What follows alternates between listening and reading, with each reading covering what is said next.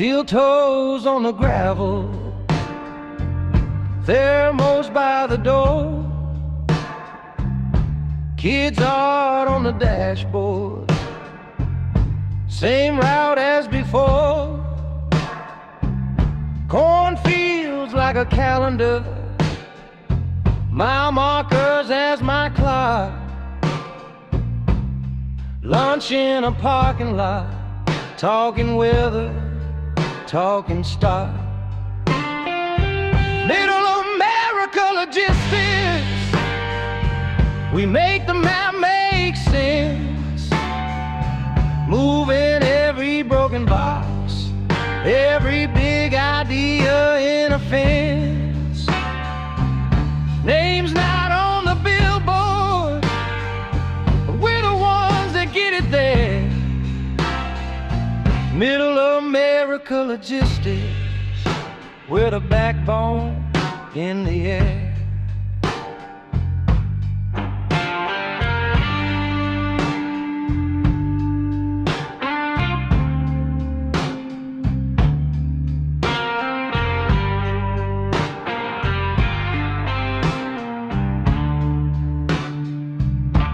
Scanner on my belt loop, barcodes in my dreams, forklifts doing slow dance between the yellow seams.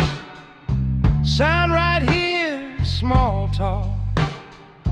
How's your mom, how's the game?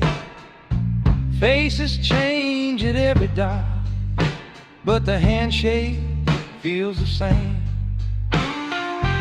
Middle America logistics, we make the map make sense. Moving every broken box, every big idea in a fence. Names not on the billboard, but we're the ones that get it there. Middle America logistics, we're the backbone in the air. Storm line on the radar, snow dust in my hair. Boss says, can you make it? I'm already halfway there. All these pallets, all these stories, tied down with nylon straps. Somebody's hoe on a trailer, rolling past the county maps. Middle America logistics, we make the map make sense. Moving every broken box, every big idea in a fence. Names not on the billboard, but we're the ones that get it there. Middle America logistics, we're the backbone in the air.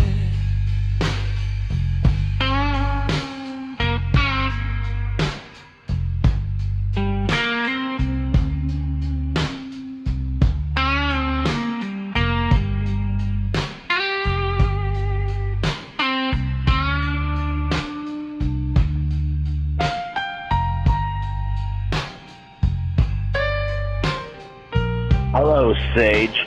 This is Cody, or how, wait a minute. Is my name, Cody or Colby? I'm not really sure. So, I will, there in fact, internally, hang on a second, god damn it, I'm trying to, wait a minute. I think your name might be Sully? Maybe. I don't fucking know what your goddamn real name is. Well. Alright, give me a call back. Son of a... Wait a minute. Wait a minute.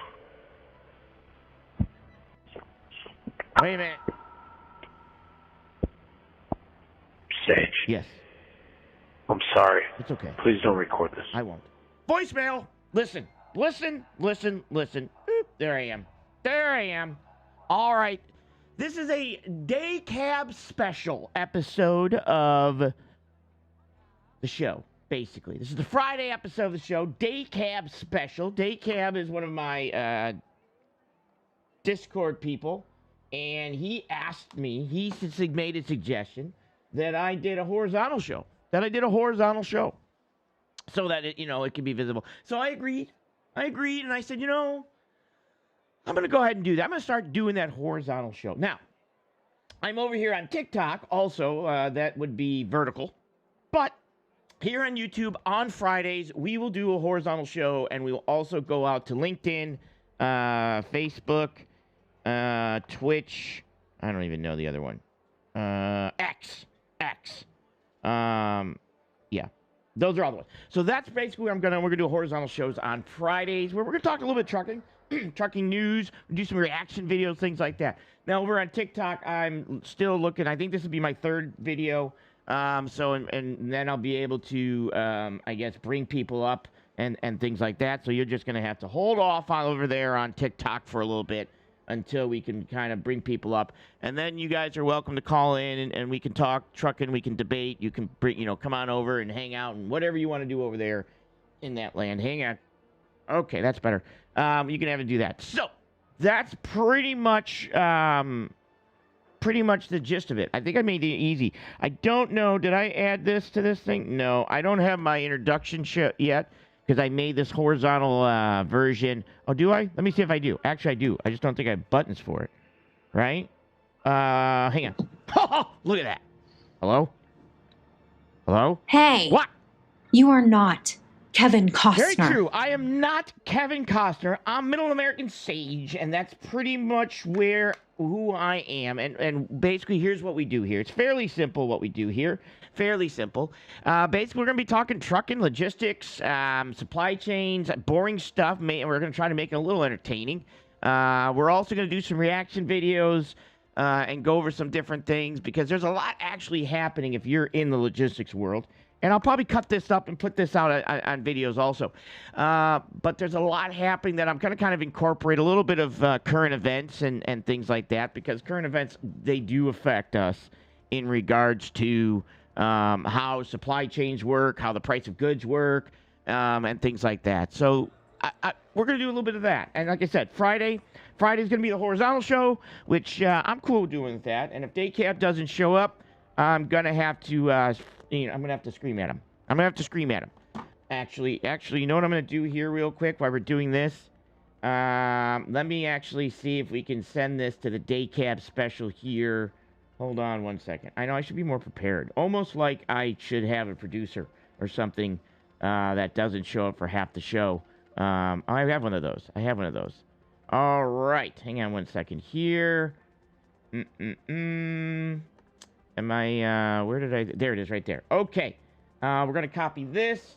We're going to go into my announcements. I'm going to set my Discord up so it sends out an announcement every time I go live. Let me do this real quick. Add everyone. Day cab special. And we're going to spell special wrong, because day cab's wrong. All right, sent that out. Publish that. Confirm. Okay, all right, that's out there. So day cab, you better get that message and you better show up in the chat, because if not, this was solely for you and not for me. And hello everybody over there on TikTok. Hey, how's it going? Good to see you. TikTok's kind of wild, you guys, just so you know. Okay. So here's what's going on. Currently, I am playing, well, I don't know if I'm playing. Technically, I am Arc Raider. I am playing that game, or trying to. I'll be doing more of it this weekend. I got to build my character. I got to find a rhythm where I can have people either call in, because this would be a call-in show, or I can basically be playing the game and then just kind of talking to people, basically, rather than having to pull up all the videos and stuff like that. Because I'm finding out that I don't have. I don't even know if I have a gun right now. Let me see if I even have a gun right now. I do have a gun. But I ended up unaliving myself yesterday. I don't even think I have a shield. No, I don't have a shield. I got to make a shield. So I got a lot of stuff going on here that I'm getting my butt whooped here. So I got to try to make a shield. Let's craft a shield real quick. There, now I got one of those. We're going to equip that so I can go out there and not get unalived. But even though I probably will get unalived. All right, let's kind of talk about what's going on with the show right now and what we're doing. So, again, let me turn on let me turn on this right now too, in case people do want to call in. But I don't have the call in. The phone are not active right now. That's just a call in number, so don't call in now because I'm going to be covering some stuff before I do that. Okay, so let me pull this off the screen here, and let me pull this in here, and let me do this. For the love of God, he should be more prepared. He should be. Okay, done, sir. Perfect. All right, so here's what we're going to talk about. Well, I'm going to talk a little bit about current events. ICE is out of control a little bit there, in my opinion. They're out there basically unaliving some people, wounding some people, asking for your papers. Papers, please.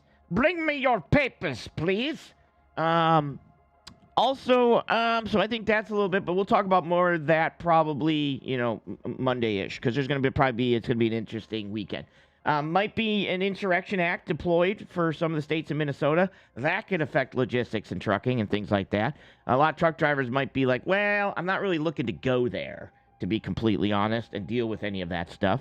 Also, Trump has joked around about canceling the midterm elections, which we're going to probably talk about on Monday on the show a little bit more than on Friday, because Friday we're going to talk logistics here, just so you guys know. I prefer that. I know, a little crazy. This is kind of my clip show, basically. So I can put this out there on the logistics side. I'm going to be doing this one here. Okie dokie. Now, let's talk a little bit of news in regards to this. So, U.S. Customs ditches paper checks as importers await tariff refund decision. So, it looks like that some of the Supreme Court's supposed to be making a decision. Holy crap, it's snowing again. Go figure, it's Maine. Pre-Canada, I live in pre-Canada. I live in Middle American pre-Canada. So the U.S. Customs and Border Patrol and Treasury and stuff are looking at the fact that the tariffs that are issued by IEPA, which is the Emergency Powers Act, that Trump is basically imposing tariffs, when it went to the Supreme Court, there was a lot of people that basically pushed back on that and said, hey, you can't really do these, right? Let me craft one of these. The tariffs that you're putting on under the Emergency Powers Act by the President of the United States cannot be revenue generating. Like, you can't generate revenue, a tariff would be a tax, which would be tariff revenue, that would be revenue generating, making money. Only Congress can impose taxes. So if you wanted these tariffs to be imposed, you'd have to go to Congress. Congress would have to pass the bill, and then it would go to the president, and he'd sign it on there. President Trump can't create tariffs or taxes on the American people. Congress controls. So that was the fight that went to the Supreme Court. Now, what can he do with the Emergency Powers Act? He can do embargoes. He can do sanctions. He can stop things like that. But actually imposing taxes on businesses or the American people is not something the president could do. So right now, they're kind of preparing to have to give this money back, okay? Have to give this money back to businesses and have to give this money back to the American people, because most likely the Supreme Court's going to shoot down tariffs and say, hey, the tariffs that are being imposed, we can't do those. Can't do those. Now, that's a good thing, because the American business, the importers, are paying the tariffs. Like, when I ask people, I ask them all the time, how much? Oh, let me turn this on where you can see who's in my thing there. That's my Discord on the screen, basically. So the businesses, the American businesses, the importers are the ones. So when I ask people who pays the tariff, they immediately go down to the consumer, blah, blah, blah, blah. No. Who directly pays the tariff? Well, the tariffs are directly paid for by the importing country. The importing country and the importer who's importing it, right? So the American business that bought the products from overseas are the ones paying the tariff, okay? They're the ones paying the tariff, and that basically, pay that money to Treasury, right? And then they issue a release, and then you can go pick the product up out of the port, and off you go. So those people are basically paying this money. Those importers are paying this money, which is kind of hurting their business, right? It's hurting their business because these are fees that they can't recoup. So if those tariffs were not legally put in place, they would get a refund. They would get that money back, right? You'd have to pay the money back to the importers and in regards to a refund. Now, one of the things that one of the judges brought up was, well, how can we do that? Isn't this going to be a problem? Well, no, not really. We can make it just way you get your tax return. We can make it where they pay the money back. Hey, how's it going, General? What's going on, brother? Actually, I wanted to do. This is going to sound crazy, and this is going to be chaos. But I was actually looking to do a panel with you. I can do it on your show, whatever. Kind of talking about what I believe is a topic is to be off trucking. Is a topic in regards to kind of overreaching, even ICE or what they're kind of doing. I do believe that's a bipartisan effort there, in regards to both. I feel Republicans and Democrats and people should look at this overreaching aspect of ICE and stuff and kind of say, whoa. I think we all would be in agreement that although we want to get rid of dangerous criminals and stuff like that, we gotta kind of have to heed the power that we now give to law enforcement agencies and things like that. Just something to think about. Just a panel type thing. But I was thinking about that, just so you know. Okay, so in regards to the tariffs, now, do I believe that we should kind of pull away from China and aspects of that? I do. Do I believe that we should bring manufacturing to the United States? 100% do. But I believe it should be high-end manufacturing, finished and manufacturing, like the finishment of cars and things like that, rather than the making of door handles. But I do believe the making of door handles should be more pushed towards the America, Canada, and Mexico, right?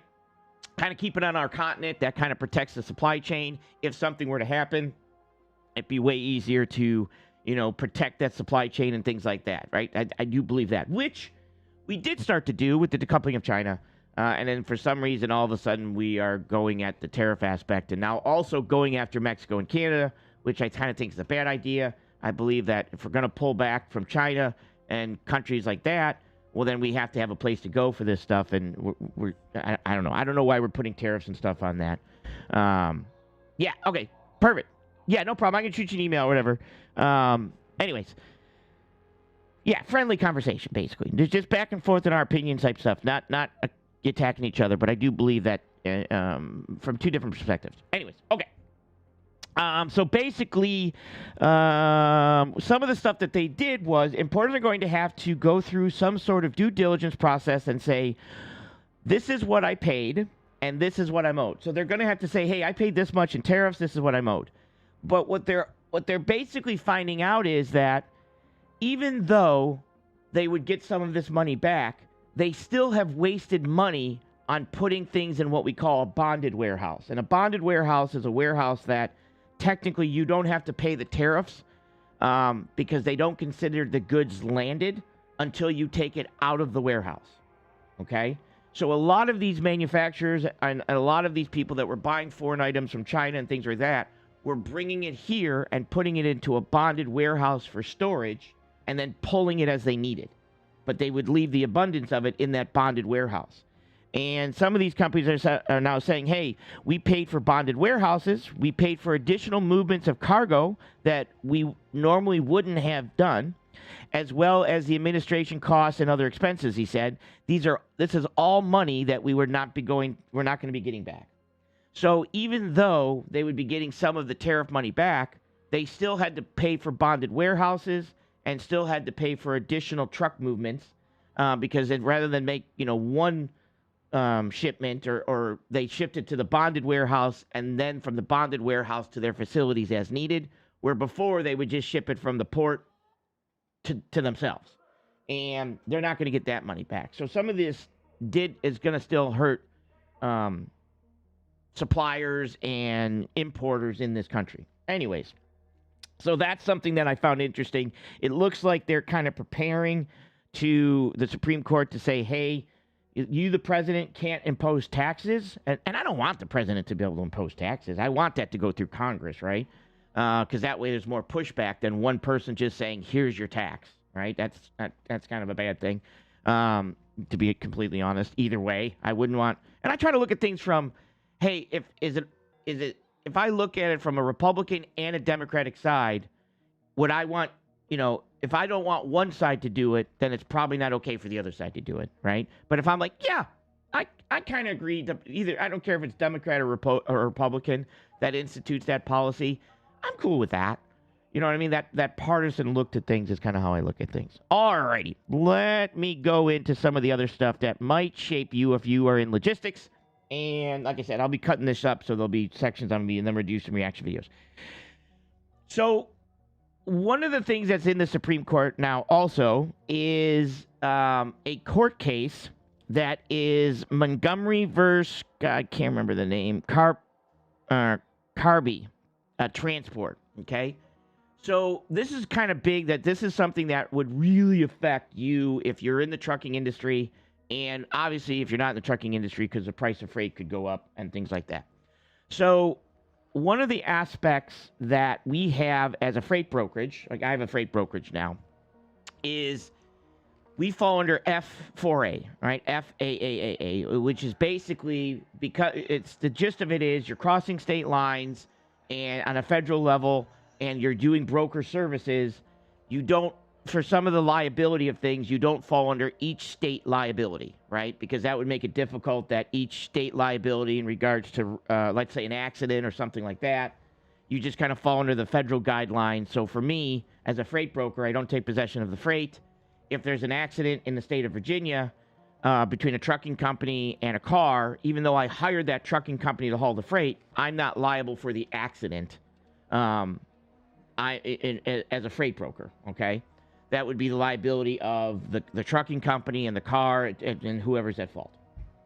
Which makes sense because obviously they're the ones that hired the driver, they're the ones that bought the truck, they're the ones that did all that.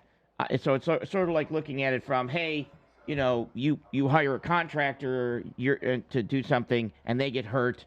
Well, because of what the contractor basically did, one of their employees get hurt, you're not liable for the injury to the employee of the contractor. That's not, you hired them to do that job, and so on and so on.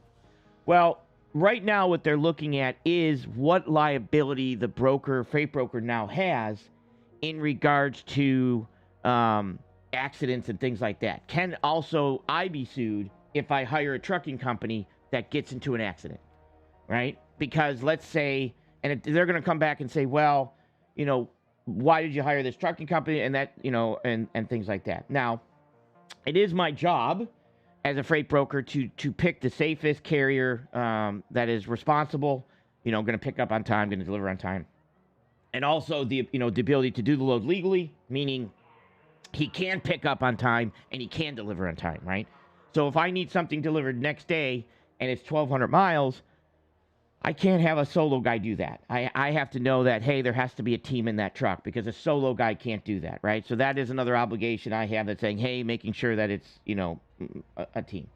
Well, with this court case, they would basically make it that any accident that would happen, the freight broker would also be liable according to the state guidelines for all 50 states, okay? This is a problem, to be completely honest. And not just because I'm a freight broker, to be honest, because, but the fact is that what that's actually going to do is cause it where now, if you are a trucking company, if you are a solo truck driver, a couple things are going to happen. And there's always pushback when this stuff happens. So do I believe a freight broker should be, responsible in regards to who they hire, that they're not hiring unsafe drivers and stuff like that? Of course. But the issue is it's gone past that, right? I could be liable even if I did hire the safe driver because of something that the driver did that wasn't legal. Like he broke the law, like he technically drove over his hours, or his truck didn't have the proper safety equipment on it, or his tires were too bald, or stuff that I'm not privy to. I can now be affected, which is going to be difficult. So, a lot of issues that are you're as a trucking company or logistics company, you're going to start to want to look at is, if something like this were to pass, how are freight brokers going to respond in that knee-jerk situation? Like, are they going to start to say, well, before you haul the freight, I need to know the driver's name, driver's license number and date of birth, I have to run their MVR. I have to check and see if they have any tickets, any accidents in the last 5 years. And if that's true, that driver can't haul my freight. It has to be a different driver. Or, you know, a lot of solo trucks, a lot of single or two truck operators, freight brokers might look at this and say, you know, you don't have a big enough operation for me. I can't risk a solo driver hauling this because I want a bigger operation or a bigger carrier to haul this freight, just from a vantage point of, you know, making sure they have the safety because advisor or safety team and things like that. Because once you get to be a certain size, you're required to have a safety person and you're required to do other stuff. So now freight brokers might look at this and say, well, you don't have enough trucks to have a safety team, so I'm going to have to find a carrier that has a safety team, and things like that. So it's going to start to come down to compliance, or I might look at your safety score, and even though you have a safety score that is under the threshold, just because it's under the threshold, you're going to have a lot of brokers that are going to say, I don't care about that. I'm only going to focus on, this specific thing, right? So this is kind of what's going on there. So let me... 2025, the Supreme Court took on a critical transportation case, Montgomery versus... I don't normally do these AI stuff, but it's hard to find videos on this because a lot of... this isn't just big news for a lot of... Unless you're in trucking. And even if you're in trucking, it's not really big news that a lot of truck drivers are paying attention to it. Rebate transport. The key question, can a freight broker be sued under state negligent selection law when federal law says carriers and brokers operate under FAAA preemption? Freight brokers arrange loads, route drivers, and manage logistics, but also carry risk. If a broker chooses a carrier that fails safety or contract standards, some shippers want state courts to hold them liable. Yeah, which I don't have the issue for that. The problem is it can also trickle down to the fact that I don't know, I don't do the DOT inspections on your truck. I don't know if all of your lights are working. Like, you as a driver are supposed to do that. You're supposed to put, either pre-trip or post-trip, depending.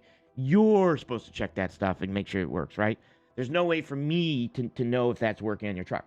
So at that point, if you're in an accident and they find out that your trailer brakes were out of adjustment or, things like that, that would have put you out of service, is that going to come back to the freight broker? Well, that's going to be intense, right? If I hire somebody that is completely whacked on their safety scores, well, I feel I should be responsible for that because that's my job. My problem is that if that all looks good and I don't hire the truck driver, I hire the carrier. So that carrier might have 100 drivers driving for them and 100 trucks. I don't know which one they're going to put on it right now. I just know I'm hiring that carrier. It's that carrier's responsibility to know that their driver's equipment is up to par and that their drivers are up to par. Well, that's kind of the fine line that could be entered into a whole nother category. But the Federal Aviation Authorization Act, or FAAA, includes a clause that shields brokers from state laws related to a price, route, or service of a motor carrier. If the court rules that state negligence claims are barred, brokers will gain stronger protection and litigation risk shifts. If it rules those claims can proceed, brokers may face more lawsuits and insurance costs. This matters across the supply chain, from large fleets down to regional brokers. The outcome will reshape how freight is arranged and who carries the legal burden when things go wrong. In October 2025... All right, so let me do one more video and then I want to cover some more stuff. I'm trying to get through this. I'm not turning the phones on until I can kind of whip through some of this stuff. Hello over there on TikTok. I know you're frustrated because you can't join right now, but I need to do 3 videos in a month. And I think this is my 3rd video, and I need to stream for 30 minutes or something, and then I can start bringing you guys up. But you got to give me some time. You got to give me some time over there. All right. However, if the Supreme this is Craig Fuller and the armchair attorney talking about the same thing, and I'm going to talk about why, like I said, one of the aspects that I'm going to be doing in the future to help this. So in regards, Craig Fuller is the owner of FreightWaves, pretty much a news network type thing. and they also do freightwaves.com, and he also has software called Sonar, which is like data collection for everything in logistical. And I mean everything, basically, to be honest. Credit card debts and all kinds of stuff. The Armchair Attorney, I've been on his show. I've been on FreightWaves also, but not with Craig Fuller. I've been on the Armchair Attorney show. He is I know he's an attorney, but I believe he's more contractual. But he loves the law and he loves going over stuff like this. So these two, he's a transportation contract attorney, I believe. Don't hold me to that though. Court comes out and rules that you're liable. That is going to be one of the most disruptive and frankly dangerous thing for the freight brokerage industry. 100%. I think every freight broker in the country, and I got to tell you, like we've been slowly reporting this thing or reporting it. I mean, anybody who's ever dealt with court system, lawyer man over here knows this because you do this. It's like it takes years. Like just in a normal civil lawsuit can be 4 or 5 years before you even get to a courtroom. Mm-hmm. Much less get through all the appeals, which also have their own time, 6 months in some cases, a year. You got to file the appeal, then you have to hear it. Like we're talking some cases decades before the stuff gets through the entire court system. Now, again, if this starts to happen, you're going to have a lot of freight brokers that even though it takes that long to get through the entire system, you have an aspect that's costly, right? You have to have the lawyers. That's very costly in regards to going through that entire system. So even those costs are going to go up, which means freight costs are going to go up because that's, like I said, those costs will have to be passed on. They can't be absorbed by brokerages and things like that. And now, is it going to send brokerages out of business? No, because one of the reasons that shippers hire freight brokerages is to pass on liability so that they're not being affected by liability and things like that. So plus, and I hear this all the time in regards to truck drivers. And truckers are going to call in and scream at me that we don't need freight brokers, we don't need this, we don't need that. Well, the issue is that companies don't have, like for you to do what a freight brokerage can do, you would have to hire numerous people depending on how much freight you ship out, right? And a lot of customers, and I interact with these customers all the time, a lot of customers don't know logistics, and they don't hire people to know logistics, okay? They hire people to be project managers. They might hire a traffic manager, and that traffic manager's knowledge is, I need to get this freight off my property and delivered to the job site. But when it comes to actually handling everything from the rail to air freight, rail freight, ocean freight, trucking freight, LTL, partials, which are different. I mean, that sounds the same, but LTL to partials, to full truckload, to oversized freight, which I specialize in, and things like that. It's a lot. It's a lot. And then also, maintaining pricing, getting quotes, verifying trucks are legitimate, verifying they have insurance. That's not something a manufacturer wants to handle because it's its own separate entity in regards to the business. So they don't want to pay people to handle all that. They want to pay people to handle the manufacturing of the good, and they outsource that service to a logistics provider that has contracts with rail, has contracts with ocean, has contracts with trucking companies, and so on, so on, so on, so on, so on, so on. And there are hundreds, if not thousands, of court cases right now involving heavy-duty accidents in almost every state in the country, if not all states, absolutely, that are in the court system. But here's the thing: is if you're a freight broker, and all of a sudden we find out that you are liable, then that means every single load that has had an accident of some sort opens you up to liability on which you have no control over. It will bankrupt the vast majority of freight brokers in America because they do not have the systems or the processes to actually mitigate it. And this is one of the counter arguments I heard somebody say is, yes, but they can indemnify. The carrier is indemnifying. And I'm like, brother, these carriers have one truck. Yeah. Like, okay, so the motor carrier has indemnified a $100 million broker. Great. Yeah. The dude has one truck and $20,000 to his name and $80,000 sitting in Serbia. However, if the Supreme Court comes out and rules that you're liable, that is going to be one of the most disruptive and frankly dangerous thing for the freight brokerage industry. 100%. I think every freight broker in the country, and I got to tell you, like we Yeah, so that's kind of bad. And I'm just being honest with carriers, and let me explain what's going on here. Let me explain what's going on. What's going to happen is that freight broker is now going to take, like I said, a knee-jerk reaction on how can they avoid risk. How can they avoid this stuff happening? What can they do on their end? And this is where if you as a trucking company are going to want to improve your compliance and improve your safety now. Establish these things now in regards to what you're doing for safety, what you're doing to improve your compliance. Understand this aspect of the trucking world. One of the things I do see, and is that I specialize in open deck, overdimensional freight, right? Overdimensional carriers, open deck carriers. I use some hot shots, and I'm gonna play some videos of some freight and things like that that I'm gonna cover. Is that one of the things that I do see, even from this fact that of insurance, because I'm a licensed insurance agent for commercial trucking, who, like I said, my main focus is hot shot and open deck equipment. That's what I love insuring. Those are the guys I love talking to, and things like that.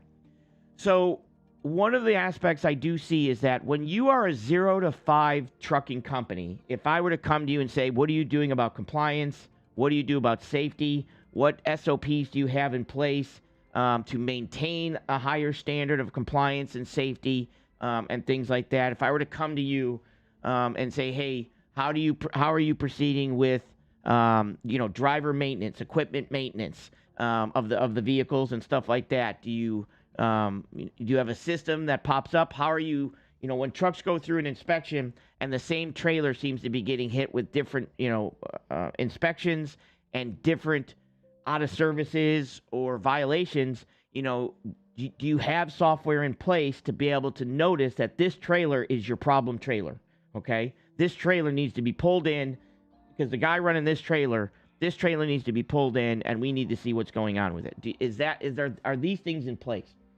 And what I technically see when I talk to people like that is when you have 1 to 5 trucks, you don't. Those people don't seem to really care. Not that they don't care, but they're not taking the proper procedures to get that in place, understanding the importance of that compliancy, understanding the importance of having a standard operating procedures in regards to maintenance and things like that. When you go from 5 to more trucks, those people, they're tapped in. They've got it. They're like, yep, we've got this, we're doing this. We want to learn more about this. Those people want to have, if I were to call as a licensed insurance agent with a compliance department or kind of talk to them about their equipment, what type of equipment they have, those people want to have those conversations. The 1 to 5 conversations, they don't want to talk about any of that. They just want to know how much am I being paid? The money. They focus on the money. How much is the money? How much are you paying me? Right? You should pay me more. I should be getting more money. The 5 to more truck carriers are basically saying, what can I do to improve the opportunities I'm going to get and to improve the chances I'm going to get a better rate because I'm going to be at a higher compliance level with better safety scores. They're starting to focus on that. And those are the carriers that start to grow. When they start to understand that it's more than just, here's my empty trailer, you need my empty trailer, come get the freight.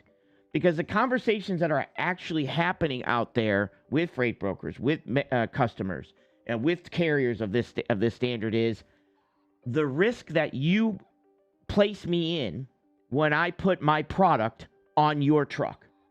And that's a problem for me. All right? If I have to pay you an extra $500 on a load, that's not a huge conversation compared to we now have a $5 million lawsuit because a truck got into an accident and their numbers were out of compliance in regards to their equipment. That's a bad conversation to have. So lawyers and big corporations and stuff have lawyers. They don't give a crap about a $150 detention.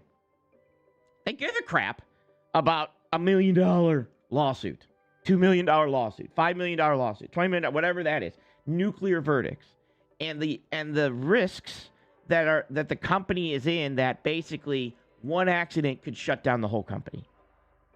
Right? One load that has to pay an additional $200, $300, $400, $500 is not going to shut down the company. One accident from a carrier who weren't working on their compliance numbers is a big deal. And this is kind of one of the aspects that I'm starting to see more and more and more and more with manufacturers, with customers, with my own customers.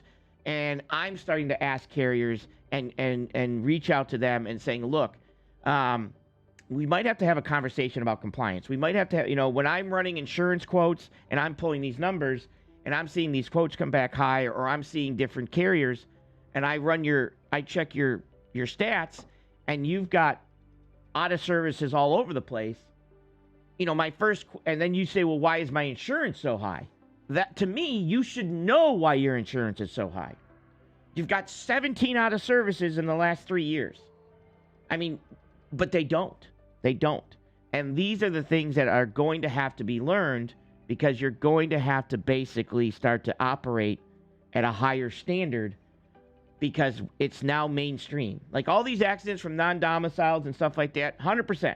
Like to me, that there should be a lot more training, to be honest. But when it's front and center, when accidents become front and center, it's not just going to be the non-domicile truck drivers. It's not just going to be the foreign truck drivers. It's going to be all of us that are going to be now at risk for new legislation and new requirements, because it becomes that knee-jerk reaction for that, right? Because any accident, doesn't matter who's driving the truck, that unalives people, is a bad accident. Doesn't matter who's driving, right? So to me, there needs to be a lot more training in regards to trucking. There needs to be a lot more business training. There needs to be a lot more safety training, and there needs to be a lot more driver training, to be completely honest, when it comes to driving tractor trailers. But that's a different conversation, different story. So that's kind of the section I wanted to cover, and I'm going to be covering this more and more because, like I said, I'm working on, when I start to talk to people in regards to insurance, when I start to talk to carriers in regards to moving freight and freight brokerages, I'm starting to move into that consulting position where I'm saying, okay, it's time to step up your game. We're going to have these conversations, because shippers and manufacturers and receivers and freight brokers and lawyers and legal departments are all starting to look at this compliance, right? We knew trucking was bad. We knew that there was a lot of drivers that shouldn't have been out there. There's a lot of trucks that should have been out there. There's unsafe equipment. There's unsafe drivers. Well, that's not going to be done, in a tunnel. That's going to be the big picture of trucking. And you're going to start to see a lot more brokers looking for compliance. Like in this video. And let me get rid of this. So this is, I was only going to cover one of his videos, but then when I went on his channel, I missed this video.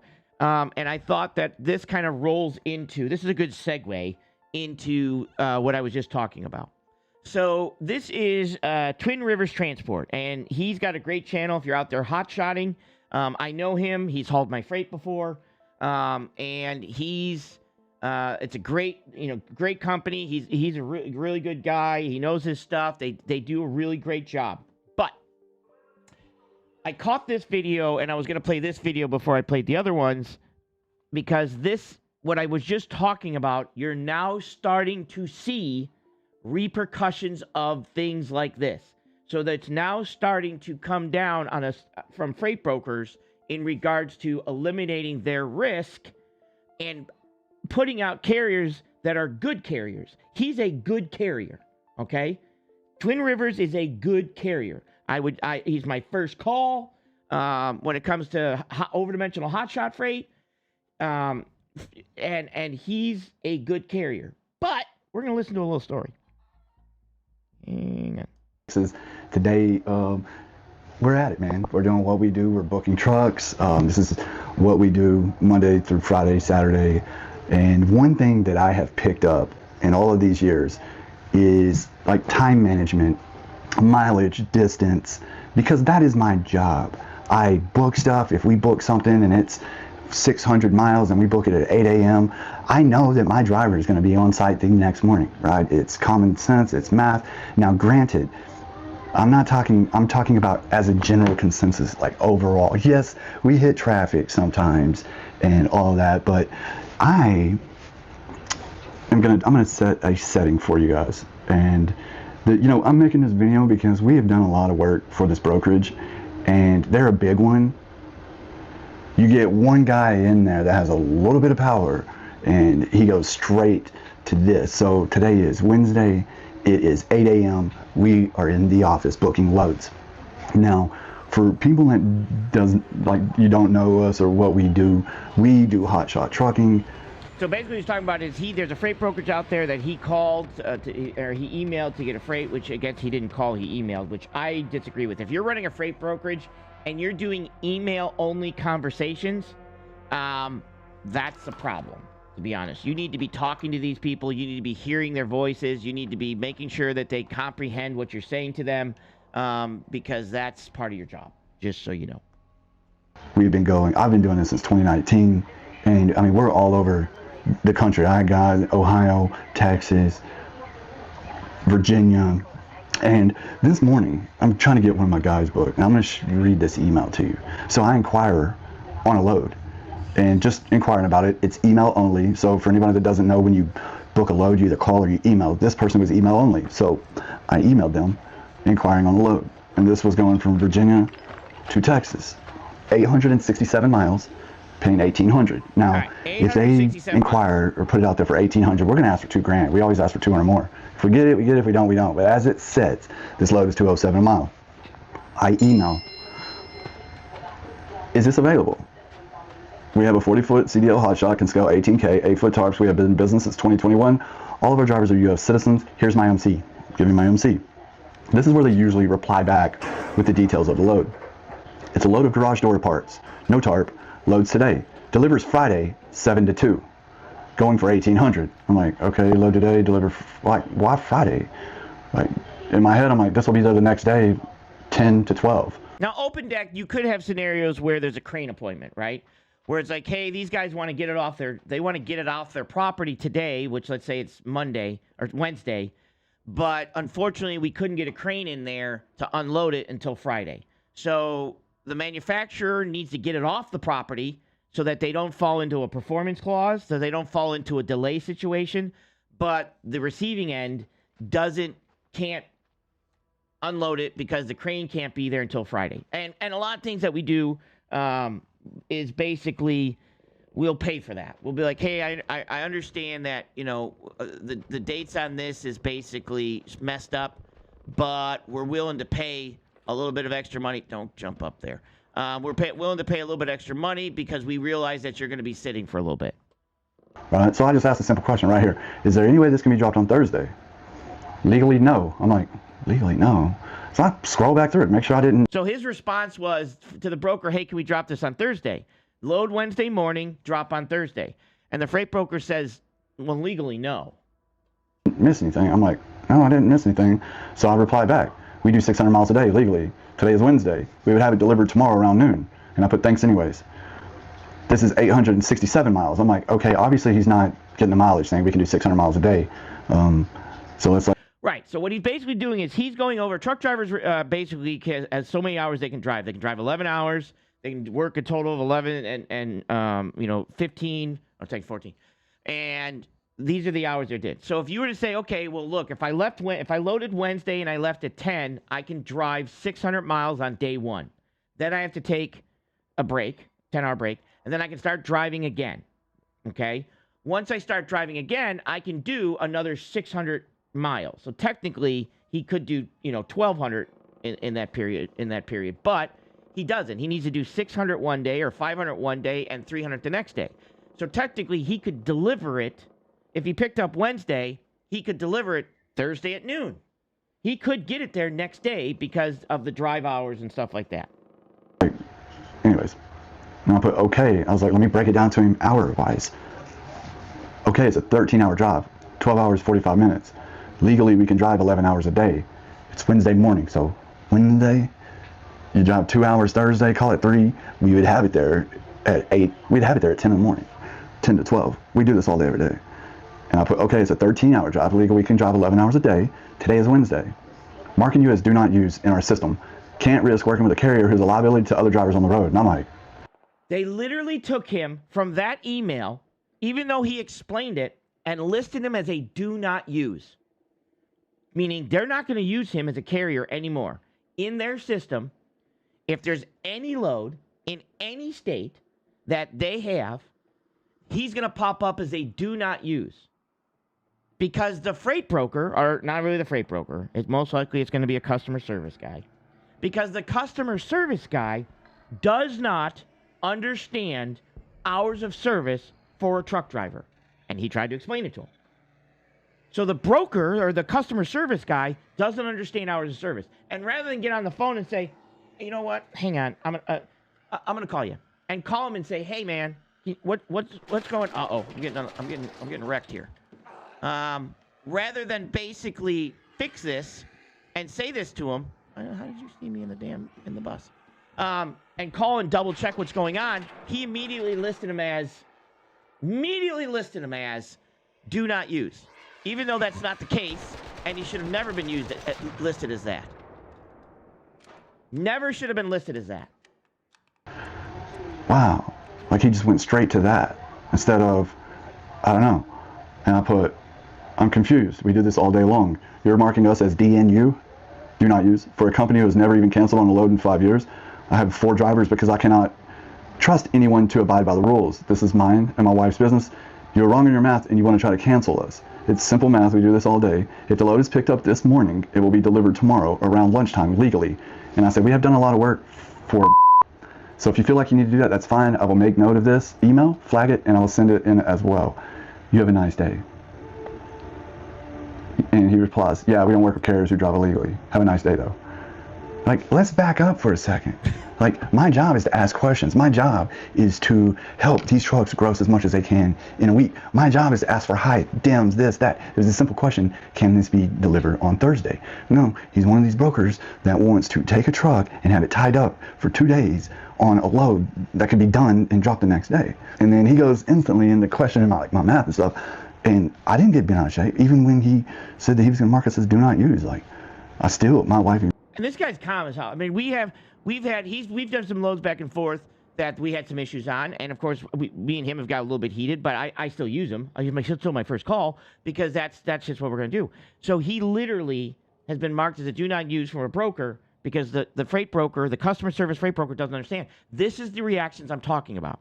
This is the knee-jerk reactions that I'm talking about that brokers are going to now take to protect themselves and eliminate risk when, to be completely honest, they don't know what they're talking about.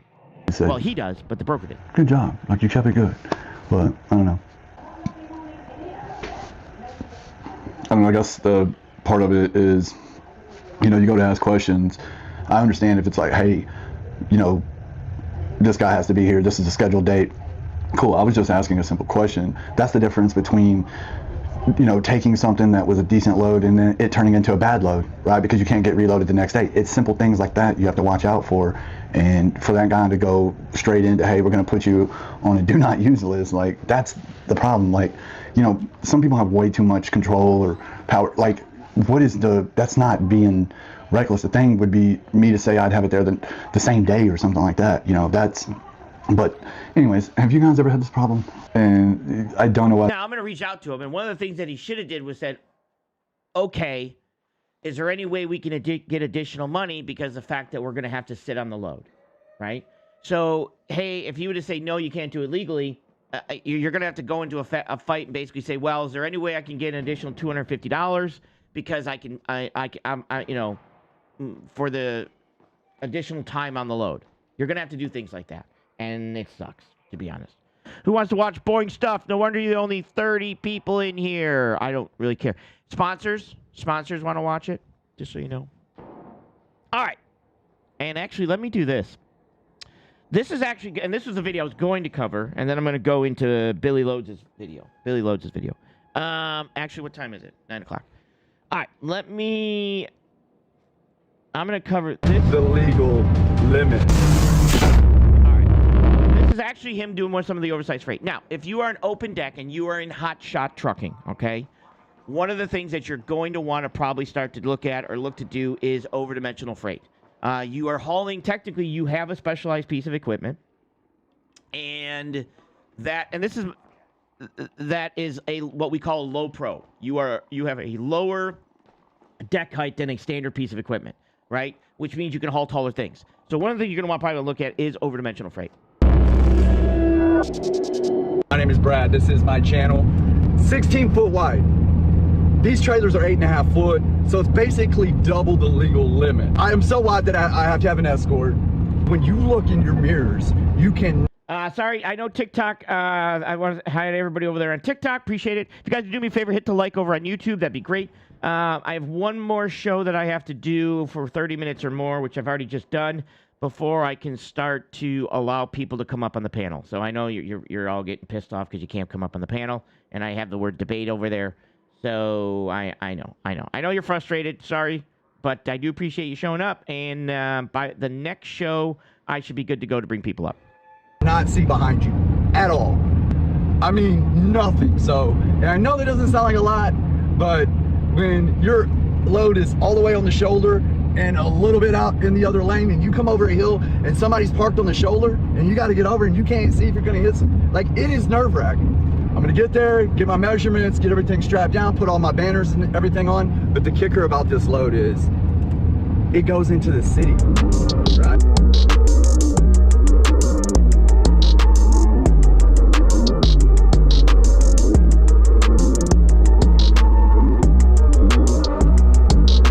This is a part of like over-dimensional freight. You have to flag everything and put everything out there.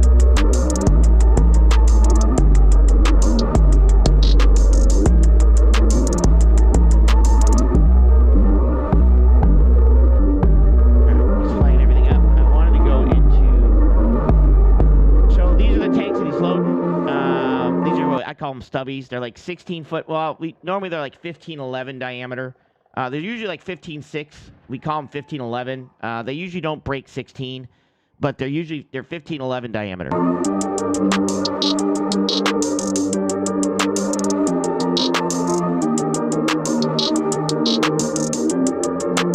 know, that way a couple inches.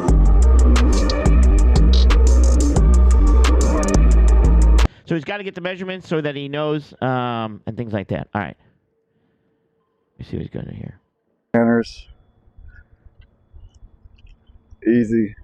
That, That's like I said, if you're doing hot shot, if you're doing open deck, if you're doing things like that, you're going to want to do moving over dimensional freight. It's going to be the gradual step that you basically want to move to be able to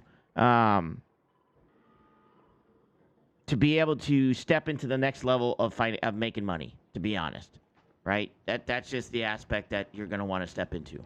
Or, let me see, is there anybody out here? Did I clear this guy? Yeah, because we got to go meet him. Part of the X. That's literally for that flag. Got some strobes on the back. Should be a nice, well, I ain't gonna lie. This is gonna be white knuckle. It's gonna white knuckle this whole trip.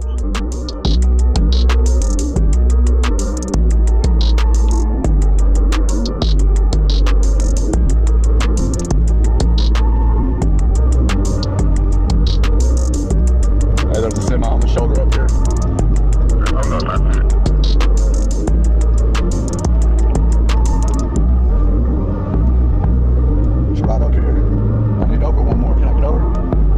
So basically, he's running an escort, and the escort basically is stopping traffic behind him, allowing him to basically change lanes and things like that because, you know, he's 16 foot wide. He's got to move over from lanes so he doesn't hit cars and things like that. So that's basically what the conversations he's having right now. I need over after this truck.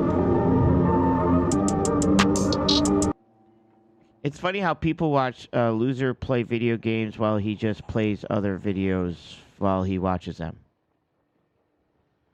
Well, you do realize, I don't know if you understand the fact that you're watching me play video games while watching other videos. What does that make you? Just want to throw it out there. Just wanted to throw it out there, not trying to hurt feelings. Just Thought I'd ask. God, can I get over? Thought I'd ask. Something to think about. Right? Or no? Appreciate you. Everything seems to be riding good, man. Stopped at a load check my tires and all that. We're in good shape. I am gonna double check my maps and just make sure that I'm on route. When you're doing these OD loads, you know, it's mandatory that you stay on the route that was given to you. So I'm gonna double check it. We're about an hour out and get to where we're going and drop this bad boy. I'm following like this line right here. You can see, look how far out I am. And following that line, I'm right to the edge of this white line over here. And this sucks. This is the reality. When you get permits are state, highway, and whatnot. So this literally took me and had me exit Beltline right off of Interstate 20 and then Beltline. Well, it stops there. So from Beltline to the destination, there is no permits to follow. So look, I mean, you can see how wide I am.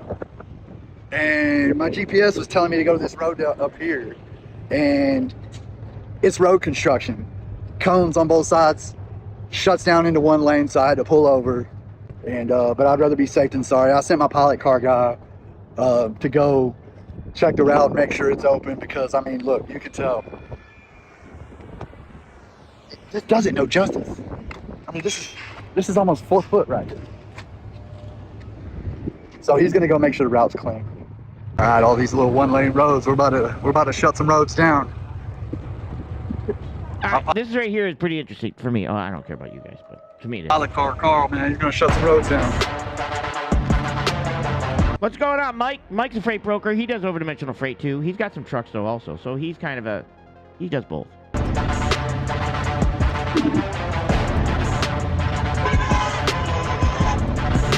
Now, like I said, if you are, and what I'm trying to explain, if you are an open deck carrier, if you're doing hot shot, if you're doing step deck, maybe not so much flatbed, because a lot of flatbeds just want to run standard equipment. One of the things that you're definitely going to want to do is get into over-dimensional freight. You're going to want to make that step. Mike, I actually want to talk to you. I want to call you. I'm going to look up your number, but shoot me a text just to make sure I have your number, if you would, because I actually want to speak with you. I've got something I'm working on, and I want to actually talk to you, reach out to you. All right, sorry. One of the things you're going to want to do is definitely look into over-dimensional freight because that's going to be where the money's going to be at. You're going to make money. Now, it's going to be harder, but that's definitely something you're going to want to look at. Thank you, Mama. Yeah, appreciate it, y'all. So the guy in the front right now is the project manager that is guiding them into the delivery site. His escort is flagged up and running lights in the back. I got 18. So he's basically taking up the whole road when he drives down the road. Got the little loop right there. Oh, yeah.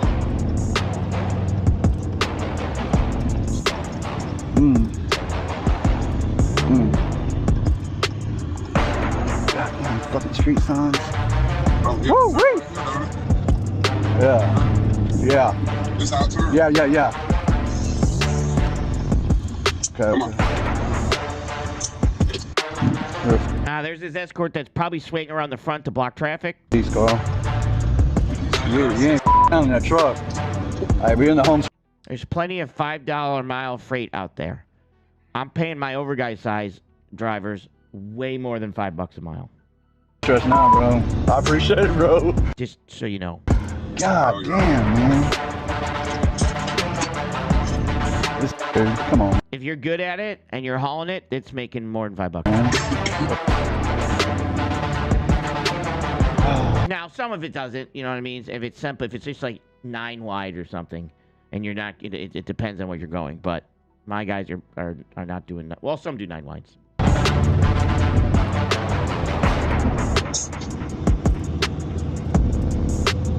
Okay, Mike, I got it. It's funny, old dude in the front was acting like, oh man, it's just right around the corner, man, blah, blah, blah. Shouldn't be no problem. You haul a 50-foot drive van and you're making $5 a mile, go get it. brother. Go get it. You're the only one. Well, not the only one, but you're one of the far and the few if you're doing that. Let me turn on my phones real quick. Hang on. Sonia, tell them about the phones. His number, 856-600-4654, Sage Outcast. There you go. All right. Phones are on. If you're making $5 a mile haul and drive van, that's pretty good. That's pretty good. I'm not going to say you're not. It's possible. But there's a lot of people right now that are not making $5 a mile haul and dry van freight. I think you'd have to agree with that. And for me, like I said, that's pretty good if you're doing it. I'm not going to call you a liar. His number, Oh, no, Sonia. Yeah. Yep, I got the text. He saw all the way across the road almost. I got the road. I mean, it's doable too. And that's the problem with freight. You have to understand, like, if somebody was going, when somebody says I make $5 a mile and they don't tell you the miles, well, it's like how many miles? Because I could pay you $5 a mile, but the load's only going 20 miles, right? So $5 a mile, you also have to take a look at how far you're going, how many loads you're getting in a day, things like that too. So that's when, in regards to trucking, when people say I make $5 a mile, well, there's people, you shouldn't just use how much you make a mile to calculate your business. Like, it's actually a cross between how much you make a mile and how much you make a day, to be honest. And because that's how businesses function. And then how much you make a week, how much you make a month, so on, so on, so on, so on. Coach in front of us, bro. Yes, 100%. 100% knowledge and relationships are key. So even though some people, not that I'm saying the freight this guy here, but there are a lot of people like, I'm making $10 a mile. How far did it go? 10 miles. So you can make that on some aspects, but some people would, it's a little different.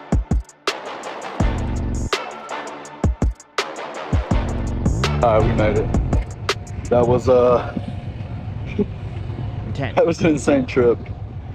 He did a great job. That's why, like I said, when I saw the fact that the freight brokers basically took this guy and put him on a do not use list, I was like, wow, this is this is not a guy you would put on a do not use list. He's a good communicator. He's receptive to information. He responds back. He gives quotes. He's on time. He's got multiple trucks. I don't know. I'm gonna reach out to him and figure out who the freight broker is and see if I can get him off the do not use list. Yeah, that's pretty good, brother. That's pretty good. All right. This is Bobby Loads, and he's on TikTok, and he's also on YouTube, and I'm pulling him up on YouTube. And he is doing a series in regards to starting a trucking company. And I've talked to Bobby. I've got Bobby's number. We've talked back and forth a little bit. He's in my Discord. Oh, not right now. And he's doing this series. Now, I told Bobby he should do an open deck. I'm like, bro, you need to go open deck, man. You need to do an open deck. Start an open deck trucking company. And he's not, wimp. But I wanted to kind of cover this video and put this one out there because I'm going to watch this one. We're going to start from scratch, work on the spot market, and, just go from there. So we're definitely going to check this out. So let's take a look at this truck really quick. It's a little dirty, but there it is. It is a Freightliner Cascadia. It did just get a new engine put in. So the engine has about 250,000 miles on the engine. The truck is... So he's going right from start. He's going right from start to buying the truck, hiring the driver, and he wants to build it from one truck up to whatever trucks he's going to end up doing. Yeah, Bobby Loads, right. Good guy. He's a real good guy. So I thought I'd kind of cover this with him too. Like I said, I told him to do open deck, little bastard. But he didn't. So he's going with this one. Has about 500,000 miles. Whoever had this truck before was not a clean person, but we're going to get it detailed. We're going to get it cleaned up. We are going to get it for a pretty good deal, below market average right now, market price. So I think we're going to do a pretty good job. Even though it's not the prettiest thing, we'll get it going. We'll get it nice. So yeah, basically, like I said, we're going to start this, from day one. This is going to be the first truck that we're going to put into the fleet. We are going to try to build it to, I say, like a 10 truck fleet within 6 to 8 months. I do want to document everything. Like, I'm going to document me booking loads. I'm going to document us, adding trucks, hiring drivers. I'm going to be sharing our numbers weekly to see if it's still profitable or see if we can make money. So we're going to keep doing this shit and, let you guys go on a mission with us so everybody can see exactly what's going on. Just checked out the truck. It looked very decent. They did put a new engine in it. I looked under there. There's no leaks, no nothing. in. They're still going to test drive it for the next day or two because we're not going to be getting the driver and get on the road for another like week or two at least. So we got some time. I think it's a very good deal. Like I said, right now I'm going to go finalize the deal, kind of like money my boy wants for it, and he's nice enough to give it to the company, and then we're going to be paying him in payments. So we're going to discuss all that. I'll let you guys know the numbers once we figure that out. And then this is, like I said, it's going to be the first truck, man, and I'm documenting everything, so I think this is going to be pretty cool. A lot of people like on TikToks already know about it, so people are like super enthusiastic and want to see what's going to happen. Because I know everybody's like asking, should we open up a trucking company? Shouldn't we? Is now a good time? Is now a bad time? So I don't know. We're going to find out, right? So either we're going to make some money or we're going to lose some money. And if we, we've been losing money for the last 3 years anyway. So I mean, it is what it is. But I got a good feeling about this. I think it's going to be super cool just to document. So I don't think anybody's documented this before. This might be a first for trucking social medias. So we're definitely going to see what. Yeah, and you can check him out on TikTok. I think it's at Bobby Loads, or on YouTube. Happens with that, but I'm going to keep you guys updated every single. Actually, let me. I'm going to drop this one in the link for him. I'm going to drop this one in the chat here. You can go to this video, and then from this video, you can subscribe to his YouTube channel. All right, let me drop this in there. All right, it's in there. Stuff, every single progress we make, we're going to keep everybody updated. And like I said, it's going to be a lot of content for this, man. It's going to be a lot of content. I want to get in there. I want to start booking loads. I want to show you guys like how it is to book loads. It's been a while since I booked some freight, so I'm definitely excited about that a little bit. So it's going to be a super, super cool process, and I hope a lot of people join us on this journey. And I hope we're able to teach people, show people, help people, because that's the whole point of making. Why would I go open deck? A couple reasons. So to me, just going to throw it out there, and it's going to probably piss some people off, but it's okay. So for me, when you first come into the trucking industry, a lot of people step into van freight, right? They end up being the door swingers. And that's kind of the first entry point into trucking 90% of the time, right? I mean, some people go right into a flatbed. I went right into a flatbed for Schneider. But most of the time you're coming in to do to just swing a door, right? You back into a dock, they load it, it's that much, and then you close the doors and you drive away. So that's the low kind of entry point to for truck drivers. So the next entry point would be like a flatbed, and where a flatbed there's a little bit more. You're doing kind of everything that a van driver does, but you also have to do securement. You also get pay a little bit more for tarping. If you have to tarp, you have to know how to properly secure. And then when you enter in from the van point of view, you kind of get limited to where you can go. You might step into things like white gloves, but that's, where you now have to pick up things like robotics, and you have to secure it inside the trailer, and you have to, put padding on it or blankets and things like that. But most of the time that would require like a lift gate, or they have a crane trailer for vans. So for me, you're kind of limited to where you can go when it comes to getting more money on an individual truck driving basis. Open deck, flatbed, and stuff like that, it pays a little bit more because there's a little more risk. There's a little bit more requirements in regards to securement and stuff like that. There's a little bit more knowledge needed to understand how to strap something, how to chain something, understanding, how many straps something will need, how many chains something will need, possibly.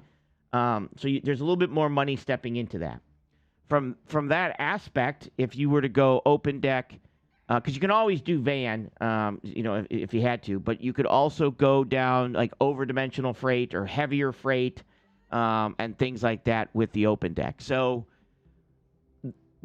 and that's one that you're probably not going to be replacing AI or stuff like that with. You're probably going to start with van, cross-country van, and things like that compared to the open deck. Also, loads, a lot of times, because you're delivering to, like, I'm in a specific path. So freight moves from raw material, manufacturing, distribution center, retail center, and to your hands, right? That's kind of the gist of it. But it also branches off from manufacturing to job site. So the niche that I'm in, that I picked to be one of what I believe is a more profitable one area, is when it's going from the manufacturing to the job site. Because the job site has performance clauses, they have obligations they have to reach. You can't just, there's no out of stocks. Like, you can't say, well, we're out of stock, you'll have to wait till next week. It has to be there because there's a whole crew of people that are working on it. So a lot of times when I'm going to these customers and you're submitting pricing, usually they understand that the prices are going to be more expensive than if I was just picking up something and delivering it to a distribution center where it's going to sit in the distribution center for an additional month. Okay? Basically, that's so for me, I can pick not only a higher profitable area, automotive for van would be that same type of mentality. It's got to be there because 9 times out of 10, or 10 times out of 10 actually, the assembly line for automotive is running out of what they need just as you're delivering it, because they were one of the extremely efficient. So for me, I like the open deck aspect of freight because I can move into overdimensional freight and I can move into the manufacturing, working directly with the manufacturer, going to the job site. So I'm working with manufacturers. Sometimes I'm working with the receivers, but most of the time I'm working with the manufacturers, and I can fine tune and know exactly how their system works, know exactly what their product looks like, know how to secure their product, know how to, load their product and how to unload their product every time. And then I can do the overdimensional aspect. So I might not do 700 loads or 7,000 loads a year. I might do 70 loads of the year, but those 70 loads, I might build $2 million in a book of business, right? Because of the size of the load and the challenge of that load. So for me, it just provides an opportunity to step into something that is like overdimensional freight that is potentially able to make, a lot of money if you're good at what you do. That's me, right? That's just my aspect. And to kind of break that door swinger concept of having so many people entering into the field that normally, if you're pulling any type of overdimensional freight, I'm not going to say always because I've seen some dum-dums. You're been in the time a little bit longer. You've been in the industry a little bit longer. You're not stepping in from CDL to overdimensional freight, and that's just an opportunity. So I'm working with better drivers. I'm working with drivers that have been in the industry longer. I'm working with drivers that understand the industry a little bit better. So for me, that's my opinion of it, right? Just for me. You asked. So the phones are on though. If you wanted to jump on here. His number 85. And I'm working on my TikTok. Once I have my full TikTok where I can bring people up, I'll put out my TikTok link. That way, if people want to jump on a TikTok panel because they don't want to call in, they'll be able to jump in on the TikTok panel. But I'm working on that. I got to get. This is my last show I have to do, I believe, before I can start bringing people up. His number 856-600. His number 856-600-4654. Sage Outcast. I have questions. Yeah, don't. I gotta fix Sonia because she's blocked by the phone number. So I gotta move Sonia because she's behind the number, and I need for her to be in front of the number. Let me do this real quick. Quick test. Nope, that's not it. Sonia. His number all right, fix Sonia. Sonia's all better now. She was pissed. Do you feel there's a missing link or lack of app that could be developed to help streamline, improve logistics?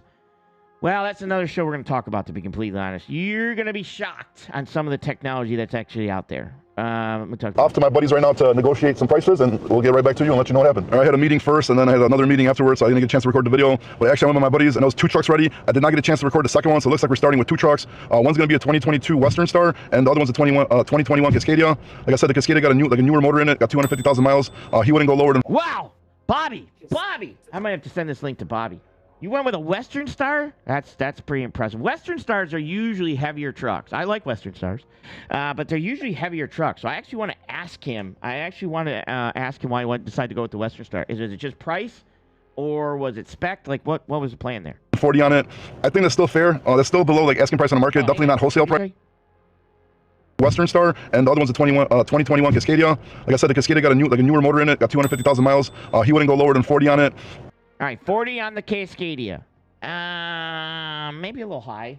I think that's still fair. Maybe, yeah.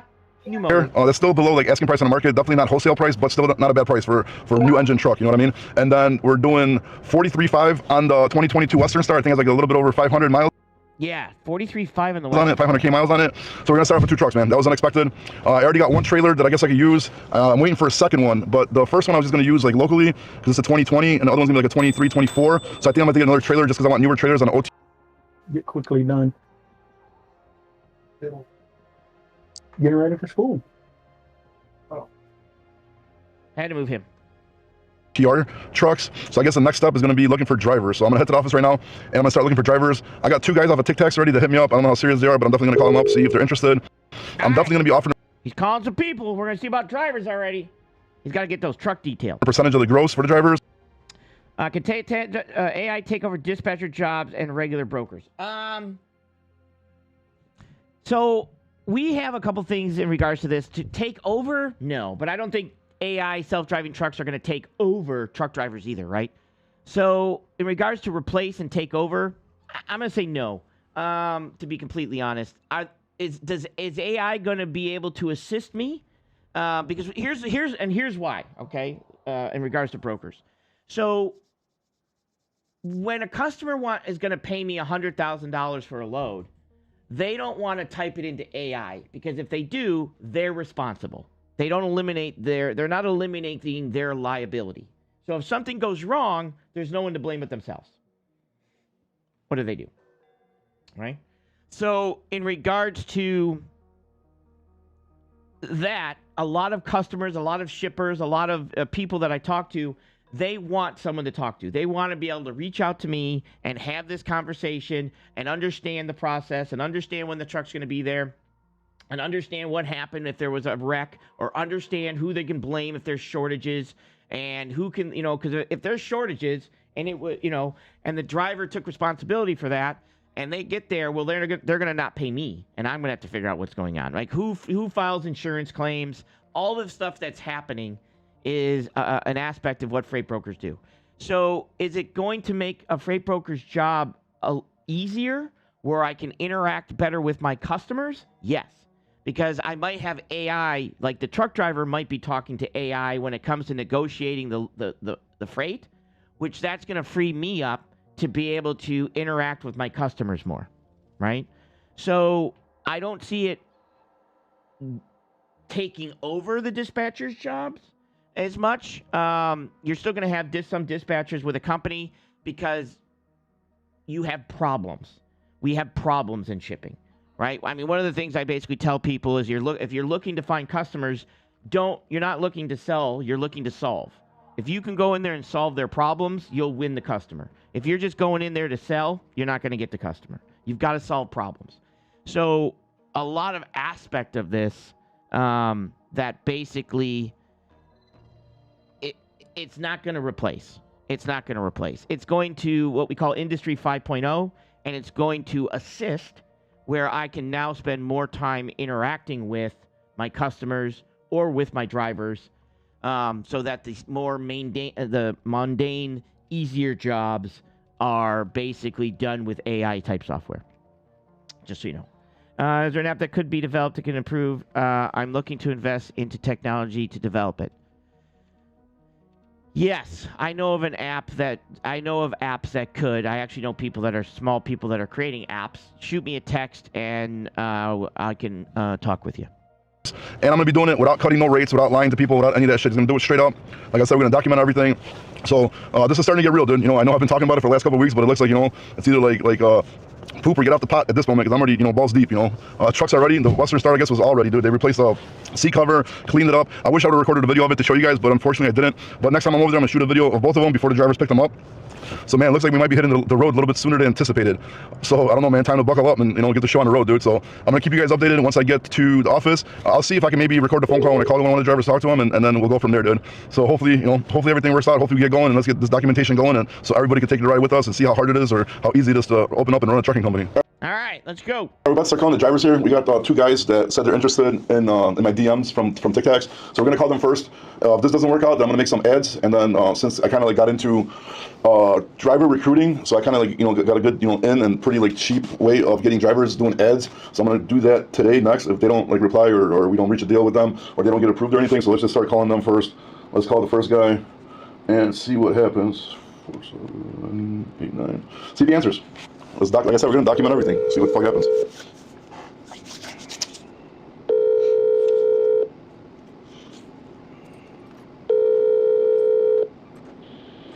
Hello? Hey, what's up, buddy? It's Bobby from Tic Tacs. What's going on? Not much, man. Yeah, I got your message. So I went to get the truck. Take a look at the trucks today. So there's 2 of them that I'm going to be getting. They're both pretty much ready. It's going to be a 2022 Western Star and a 2021 Cascadia. Yeah, same shit. Cool. As long as it's not an international? Yeah, no internationals for sure. And how much What? No internationals? experience did you have? Total 15 years, bro. Oh, shit, long time. And what are you driving now? I'm doing a Cascadia glider kit. Oh, I'm sorry, what type of trailer are you doing now? Oh, I can do anything, bro. You name it, I can do it. Okay. Van reefer, RGN. And are you currently working? Put him in RGN. Bobby, do an RGN, Bobby. Come on, Bobby. I don't know. Yeah, I am, man, but it's just and I don't know. I don't like the fact that this dispatchers, man, want to dispatch me about till like 1, 2 p.m. You know what I mean? Okay. And they want it the next day over, so I'm like, all right, that's cool. I can do that. So how long do you gotta give them like a warning for if you were to like quit and come take this opportunity? We'll say about a week. Week notice. Cool. Week notice. All right. Yeah, because basically what I'm trying to do is, like, so I'm gonna be documenting. I saw that live you were doing with the other guy. I forgot his name, but I mean, then you said you wanted to start a new company, you know? Yeah. It seems you have a good amount of experience doing this kind of shit, so. Yeah, I already have a company doing some other shit in transportation. It's a little bit different, but right now I'm like doing this. I'm pretty much gonna record everything and do everything, like just document it and then post it on social media, like how it goes, like opening up a new company. So it's kind of like I don't really care about that. Yeah, doing that as well, you know, for content. But yeah, I'm gonna start some shit up and then just show people how to grow it and kind of just do that. Yeah, I'm honestly like I'm an old school driver, man. Like I consider myself an old school driver. I started learning how to drive tricks with a stick shift. You know what I mean? Yeah. Like automatics, yeah, they're all right. But That's good, bro. Having somebody that knows how to drive a standard piece of equipment. Okay, a standard piece of equipment, that's a good step right there. Like, if I was going to hire a driver, even if I had an automatic, I wouldn't hire a driver unless you knew how to drive a standard. Unless because so when you go get your truck driving license now, like I have a truck driving license, I have a Class A CDL license, I have no restrictions, okay?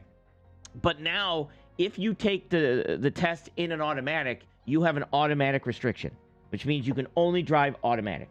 What's my take on highway? You should just call in. I got to get TikTok running. I can get TikTok running. So if I was going to hire somebody and they had an automatic restriction on their license, the restriction, I wouldn't hire them. You'd have to have this, even if I had automatics, because that kind of tells me that you know how to shift gears and you know that step. And that's an important aspect of truck driving. I know it sounds crazy, but it just is. What's your take on highway? I feel like it's gathering information from drivers to later use against them. It's way too many people using it. So in regards to highway as a freight broker, it provides a ton of information. I'm not allowed technically to show you, but I can kind of talk about it because I have highway. That provides me a lot of information in regards to if you're a legit carrier, if you're committing fraud, I can kind of tell stuff like that. If you have the proper insurance and things like that. Unfortunately, in regards, I don't think they're going to be using it. Not that they're going to be using against you. That might be a bad terminology. I believe that it's going to be used to eliminate a lot of drivers that technically should not be in the industry, unfortunately. But it's going to make it where if you guys want more money, if you want to basically supply and demand and eliminate competition where you're paid what you feel you deserve to be paid, then there has to be things, ways that we're going to have to be able to go out there and eliminate drivers so that the guys that are really good at this job, the ones that have really good licenses, that have really good qualifications, on time and do, above and beyond for service are paid what they're worth. And so I see highway as one of those tools that's like it or not going to happen. The same thing with me as a freight broker. I have to be very good at my job for a customer to choose me over another logistics company. So some of the aspects of highway collecting the information, it's one of those things that, you love it and you hate it. I hate the fact that the information, when it's wrong, it's very difficult to get corrected. That needs to be fixed. And there are aspects of that, make it difficult for that. Like, I don't feel that, hey, if information's wrong, it needs to be able to be corrected and verified quickly. And that seems to be one of the drawbacks right now. But in regards to like I said, ELDs, insurance companies right now are requiring you to have ELDs. Some insurance companies are now requiring to have access to your ELDs. I think that's going to be something of the future because of risk and things like that. But again, these are aspects that if you want insurance rates to come down, if you want some of this stuff to basically, insurance not to be paying for these accidents, these companies have to make these changes. So I know it's not the answer you probably want to hear, but it's, like I said, it's to be the reality of it. But you know what I mean? Like, me personally, 1,000 times if you offer me an automatic or a stick shift, I'm going to take a stick shift. But, I go with the flow. I go with the new times to change. Boom! That's a check for me. So far, so good, Bobby. All right, so far, so good with this guy. He can drive an RGN. He can drive a standard. Bobby's caller sounds like Scat Pack, doesn't it? Yeah, a little bit. He does actually sound, now that you brought that up, he does actually sound like Scat Pack. That's a good point. Everybody's going to automatics. So it is what it is. Just a quick question. I mean, and then as for the pay, like I'm going to be doing 30% of the gross. The only thing that comes off the gross is the factoring fee and the dispatch fee. So those two things will be taken off. The dispatch fee is 4%, and then the factoring fee I got to take a look at, but I think it's like 2.5. But I'm going to get that lowered to under 2 because I just signed. I'm signing. So let's say that's 2. Let's just say that's 2. So that's going to be 4. That's going to be 6%. So technically, the driver's going to make 24% of what the load pays. Advertising deal with a DAT's factoring company, so I'm going to get a better deal from them, so I'm going to switch factoring companies. And so then those two things are going to come out of the gross, and then whatever's left from that is going to be 30% of the gross goes to the driver. There's going to be let's say like an average about a 6.5%, right? Yeah, I think we're going to get it to under, to start is going to be 6.5%, but yeah, we're going to get it to under 6. So let's say 6. I'm just like kind of like, so I can put in my mind like, yeah. I like the trucks to make at least 11 grand a week. That would be nice. Yeah, that would be definitely nice. And I just want to because I don't want to like cut rate confirmations. I don't want to do none of that shit, bro. You know what I mean? So that the only way I found it to be fair, where everybody's happy, as long as the dispatcher is paid for and the factoring is paid for. After that, the driver, could get the 30%, no problem. I wonder if Bobby's going to change that, because he might change that because fuel's a big aspect of that. So, and when you take the gross and you don't calculate after fuel or anything like that, or maybe what he could probably do is give a fuel bonus, some type of fuel incentive to save fuel, for the driver to save fuel. And not worry about like cutting rates or hiding shit or any of that kind of stuff, Yeah, because I mean, I've seen that a lot of like companies out in Illinois, like they shoot you the confirmation rate or the rate card, and they put like $300 less than what it actually is. Yeah, no, a lot of people do that shit. I don't like that shit, dude. You know what I mean? The whole point of this is like so everybody makes money, everybody's happy. You know what I mean? Just a question of like, hey, let's say I jump on with you, everything looks good. Mm-hmm. They take me on, whatever. Let's say down the future, if I happen to get my own truck and I lease it onto you without getting screwed over by, all these rates that, like I said, that I've seen happen. Yeah, because I usually don't take owner ops ever, but I have taken owner ops on if they were like drove first and like I don't know them, so I would do that. That's not a problem. But owner ops can screw you over, can screw the company over, so you got to be really careful with that. That's why Bobby's probably cautious on that right now. Just like, cause everybody keeps on asking me, hey, can I jump on and lease onto you? But like, I just don't want to deal with people. But if we already have a relationship and you drive for a while and everything's cool, everything's good, yeah, I got no problem doing that, bro. Okay. Because I mean, everybody's. I mean, like I said, I've been doing this about 15 years. Every driver's plan is to own their own truck. You know what I mean? Of course, run their own. Better yourself, better your life, and make more money for yourself. Yeah, it's understandable. Yeah. Yeah, it's all about relationships, bro. How you communicate? Because if people communicate, because a lot of people just quit or just do that and go back. As long as the communication's there, everybody knows what the fuck's going on. Everybody's talking about. I got no problem with that shit. Okay. Mm-hmm. See, I'm one of those like, hey, bro, I'm gonna be on location at this time. Hey, I already picked up. Here's the pictures of the load. Like that, we don't get fucked over with the delivery, the way they stack them up, or the way they loaded the truck. You know what I'm saying? Like, hey, here's the pictures. This is how it's going. And I'm not saying like it's my fault or anybody's fault, but there's a lot of shippers that tend to load up and they shift. Yeah, no, you're saying it's not secured properly, or a lot of times shippers fuck up, dude, and just don't do it properly, and then they want to blame you once you deliver it and it's fucked up. Yeah, and that's why I'm one of those to take pictures of like, hey, this is how it's going on there, man. It's secured. I have the straps, no bars, whatever. 3 for 3. That's good too. The fact that the driver's big on taking pictures and sending this stuff, that's huge. That's huge right there. Now, again, I'm basing this on what the driver's saying on an interview, but being able to drive a standard, being able to drive any type of equipment, RGN and stuff like that, because driving an RGN is a big factor in regards to driving, because an RGN is a removable gooseneck, and it is a very, you know what, let me show, hang on. I have something from my Landstar days, allegedly, maybe, perhaps, possibly. Let me show you. An RGN has a trailer. The deck of the middle, the belly is like 6 inches from the ground. Let me find my. Let me open this up. There it is right there. All right, so this is trailer types, basically. This is when I was with Landstar, because I used to be a Landstar agent. All right, so basically, how do I turn the page here?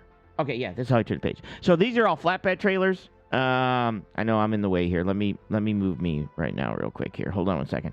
Sorry if you're on TikTok, I can't show you any of this stuff because TikTok's a pain in the butt. Let me adjust me. I'm working on the horizontal thing. This was all supposed to be for Daycab, and Daycab didn't show up, so he's fired. So Daycab, you're fired. Just be advised of your firing. Don't show up tomorrow and pretend like you didn't know. All right. Perfect. There it is. This is flatbed and flatbed stretches. You can see 2-axle flatbed, 3-axle flatbed, and a stretch. And then they'll actually stretch out the trailer. And then, oh, hang on. I got to go back here. Click on this. I can do that. This is what we call a blade trailer. A blade trailer hauls windmill blades, and it can go out to like 145 feet, and it supports the windmill blades because windmill blades are self-supporting. And then you've got step decks. You got 2-axle step decks, 3-axle step decks, and step deck stretches. And the step deck stretch will go out usually like 68 feet on the bottom, and they just stretch out to extend the lower deck of the load. Now, these are, well, they're double drops or low boys. And the same thing with RGNs. So basically, this keeps the height down. So this is about 6 inches from the ground right here underneath the trailer where we actually place the load. And this here, if careful, you can end up, especially if you're stretched out like this one, you could end up being a teeter-totter. So if you go across a railroad track or you go across a bump in the road, you can end up being a teeter-totter. And then this is just multiple axles.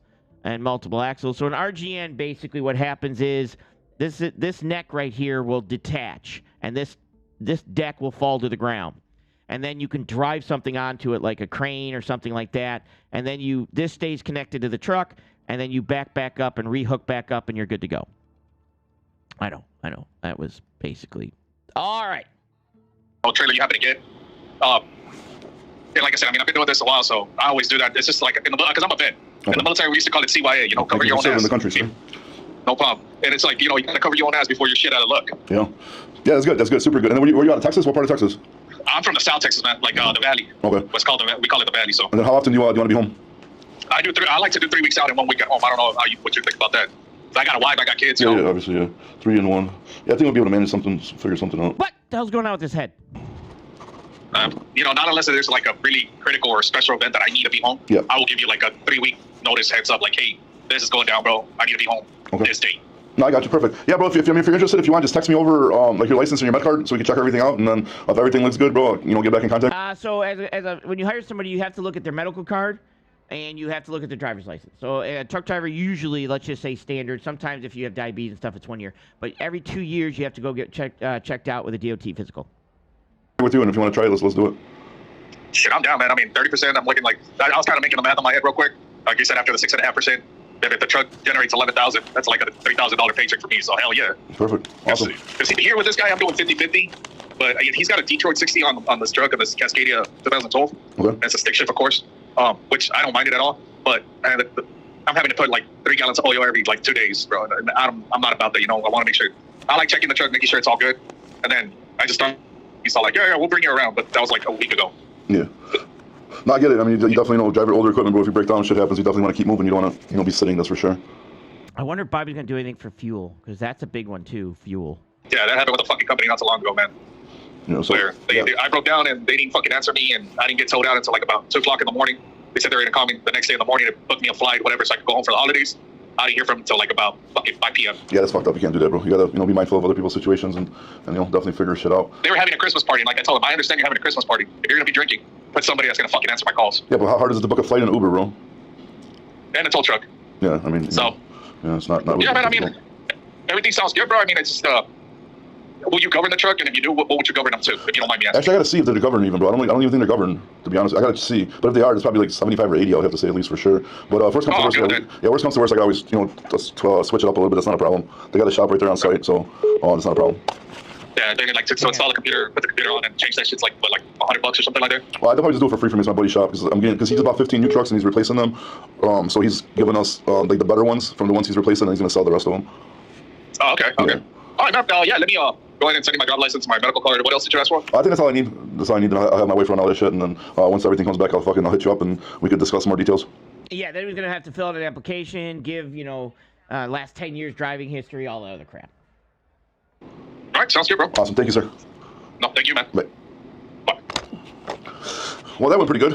Answering the first call, so that's good. Communicate. I can't even say it. Driver knows how to communicate good. I like that. So hopefully everything checks out. Everything is good, and we'll give this guy a shot and see what happens, right? All right, since we ended up getting 2 trucks and not one, let's follow up. Not follow up, but let's check in with the second lead we had. I know this guy lived locally, I believe. He actually ended up winning a headset giveaway I did, which is funny enough. Let's see if he answers the phone. Your call cannot be completed at this time. Please try again. This guy didn't give me a wrong number. Let me see his message. Maybe I wrote it down wrong. No, that was the right one. Oh, he might have been with Verizon. Might be Verizon, and Verizon was having issues. Let's see if. Your call cannot be completed. Well, guess I'll message him, see if he gets back to me. If not, we're gonna be putting an ad out. So there we go. We talked to one driver. We tried calling the second one. So hopefully we have one of the two trucks covered, and hopefully we start rolling the next 2 weeks. And then we're gonna be able to document more. So that's it for this video. I guess we're gonna end it at this. Make sure you guys subscribe, comment, like. Yeah, check out Bobby. I like Bobby. I've talked to him a couple times. He's a pretty decent guy. But yeah, definitely check out Bobby in regards to that. But I wonder if he's gonna make any additional changes for fuel. And he, like I said, he started trucking company from there, to be honest, because fuel is a big factor when you have drivers, not wasting fuel, heavy on the pedal and things like that. So he might end up thinking to himself twice about in regards to fuel. I've had a lot of other people that have started companies and I'm going to use 25%. And they're like, hey, it's 25% off the gross, because he's at 26, but 25% off the gross. And then once they thought about it, it was like, well, wait a minute. Well, that's overdimensional. So 25% off the gross, if you're doing open deck, you got to be careful, because the gross might be $10,000, but then you got to take out, bucket trucks, police, or, I'm just thinking of different things, permits and escorts and fuel, and you got to take all that stuff off that. And then by the time you're done, it's a big hit for the carrier to absorb. So you want to kind of think about, hey, fuel might be a cost that he might think to himself, he might want to think about and offer possibly some type of fuel incentive to getting good fuel mileage and things like that. All right. That being said, this is my Friday show. I did leave the phones open. It's going to take a little bit of time for me to get into the trucking stuff. I'll have to do a good trucking thumbnail, and then I'm going to chop this one up and put out sections of this video. Thank you over on TikTok. I'm going to end the live over on TikTok. I believe that's my last one. Before I can start to bring people up on TikTok, but I will research that. I think I had to do 3, and that should be my 3rd without getting myself in trouble, and that's technically my 3rd. So that's a big factor, too. We'll be able to bring up some TikTok people, because there's a lot of people that like arguing on TikTok, allegedly, possibly, going back and forth. And then we can talk, like, broker transparency with maybe Michael Johnson. We can probably bring up Michael Johnson. What do you guys think in the Discord? Bring up Michael Johnson, see if he'll call in. I don't think he'll call in. That driver for Bobby could make 135. He could 100%. Like I said, that's why he might, which is good rate. That's good, as for drivers. I think that's a legitimate driver of his experience, 15 years, can drive any type of equipment, can drive a standard, good communicator, likes taking pictures.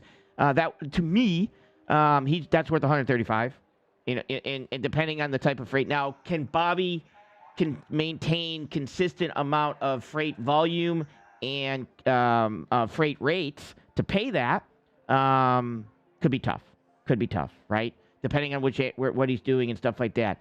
But he's got some pretty good connections. Like I said, if he was an open deck, I'd hook up Bobby's carrier, because he's a legitimate guy that would be doing it right.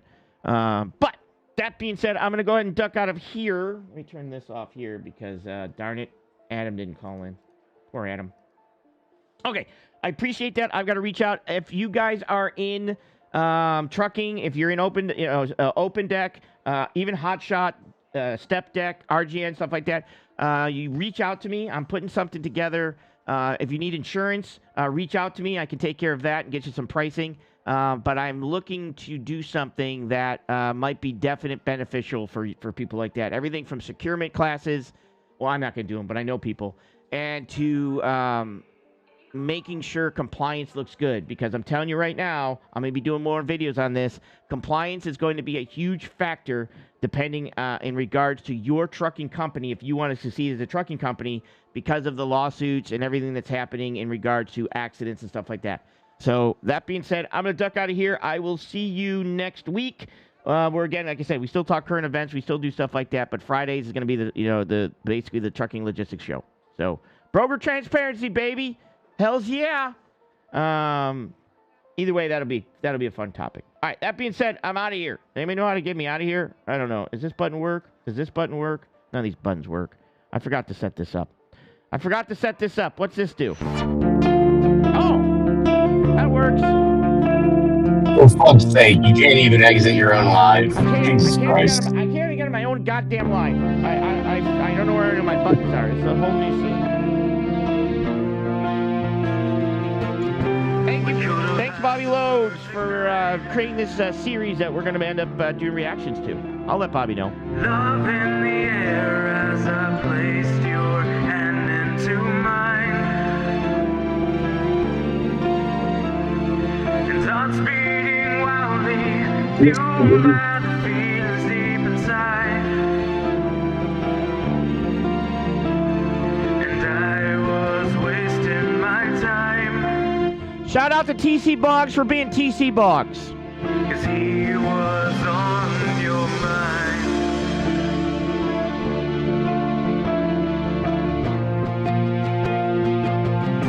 You had a quick change of